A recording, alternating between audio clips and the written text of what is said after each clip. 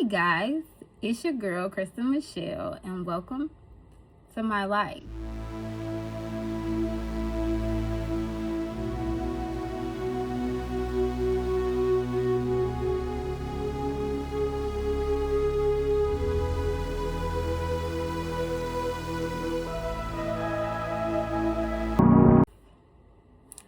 So in today's video, we are talking about dealing with recovering stroke parents. So, quick rundown. Back in June of 2025, my mother was diagnosed with t.i.a, aka mini strokes. And for months, she went like this, not telling anybody about her symptoms, which were headaches,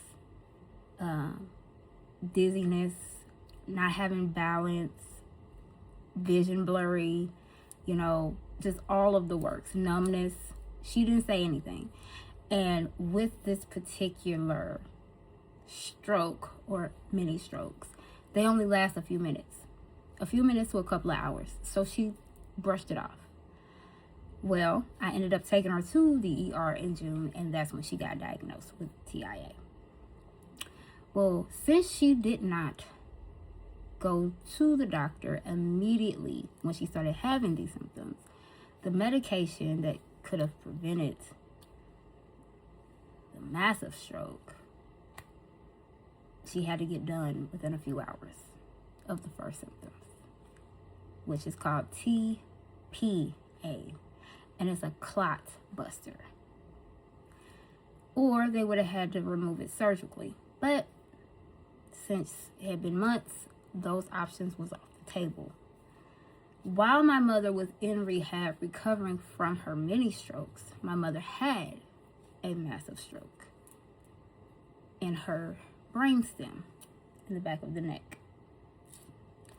And that took everything from her. Her speech, her mobility, anything that me and you would do, she couldn't do. And the doctors even told me that my mother was not going to survive that. The guy had a different answer, because she did. For about 2 months, I went up to the hospital every day. I got off work, went to the hospital, sat with my mom for 2 hours, talked to her, painted her nails, painted her toes, had words of the day, did leg exercises, arm exercises, just anything to help my mom. Because if you understand where I'm coming from, or you've ever been around anyone that's had a stroke or a loved one that's had a stroke, no matter how many pamphlets that they give you, or how many booklets, or how many times they tell you to do this or do that, you're still never prepared for it. You still don't feel like you're prepared for it, or you're doing the right thing. So you try everything. You jump down the rabbit hole of recovering stroke victims, right? So that's what I did. I went out and I bought books. I bought tablets. I bought exercise equipment. I bought all kind of tools for her to use with her hands and her reading and her writing. Like, I bought the works, okay? And I can't say that it didn't help, and I can't say it didn't. But just knowing that I did something made me feel a little bit better. Once mom got to rehab, this is where dealing with a recovering stroke parent comes into play. Especially if you have a parent like mine. My mother is very bullheaded, very independent, and does not like to listen. My mother had a catheter and a G-tube. She could not eat. She had to be fed through a tube in her stomach. And when I say this woman tried everything, She tried to drink water. She would try to drink the shakes. She tried everything, okay? And you gotta love them, right? You gotta love them. That was the hardest part, is telling someone they can't do something and they think that they can. Because a stroke, those type of things, is like your brain is telling your body you can do these things, but you can't. You can't. So she literally would try to do all these things.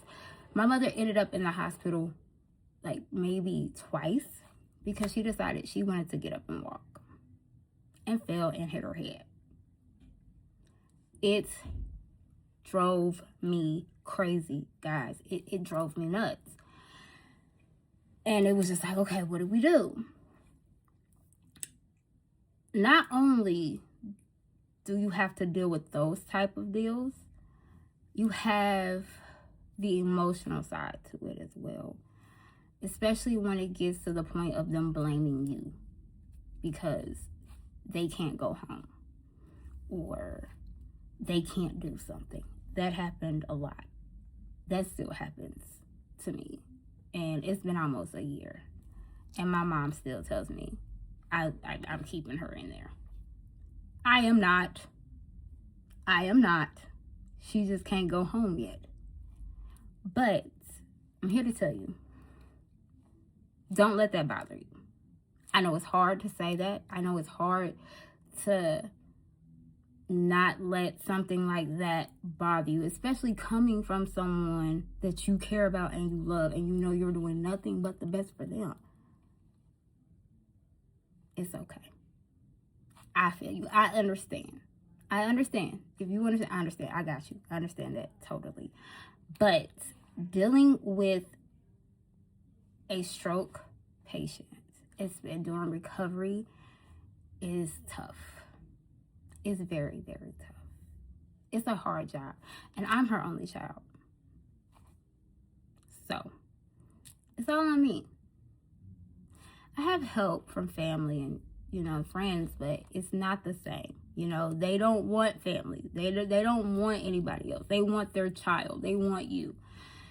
And you have to learn how to juggle that as well, because you also have a life.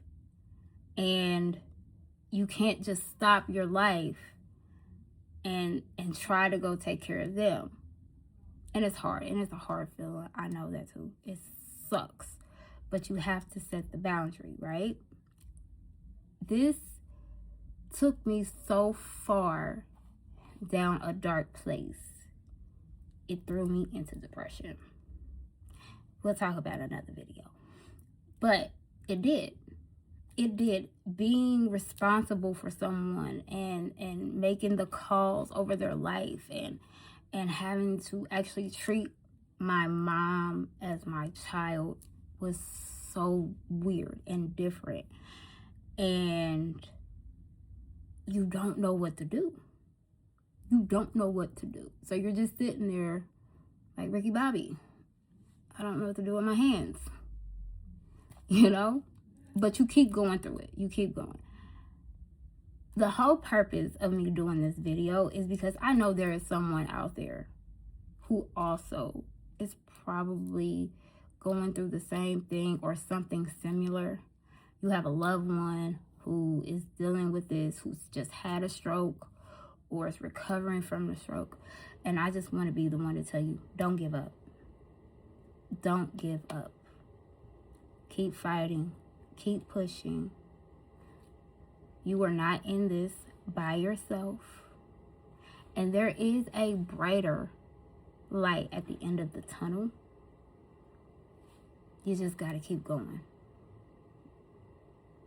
And at the end of it, which way it turns out, you did everything that you possibly could for your loved one. All right? So,